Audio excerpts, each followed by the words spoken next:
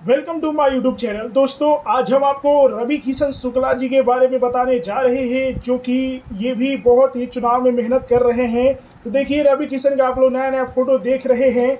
आज गोरखपुर के पिपराइच विधानसभा क्षेत्र के जंगल पकड़ी ड्रेन चौराहे पर भारतीय जनता पार्टी द्वारा आयोजित नुक्कड़ सभा में माननीय विधायक श्री महेंद्र पाल सिंह जी के साथ सम्मिलित हुआ एवं देवतुल्य जनता को संबोधित कर आगामी 1 जून को भारतीय जनता पार्टी के पक्ष में अधिक से अधिक मतदान की अपील की। सोच ईमानदार, काम दमदार, फिर एक बार भाजपा सरकार। जी हाँ दोस्तों, तो देखिए, चुनावी अभियान जारी है, लोग चुनाव प्रचार में व्यस्त है और जानते ही हैं कि बीजेपी को जिताना है, बीजेपी को 400 से भी ज़्यादा अधिक की सीट लाना है।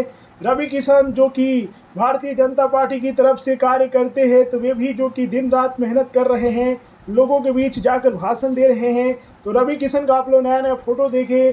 आप लोग रवि किशन को कैसा नेता मानते हैं, कमेंट में बताइए। वीडियो को लाइक कीजिए, शेयर कीजिए। जय हिंद।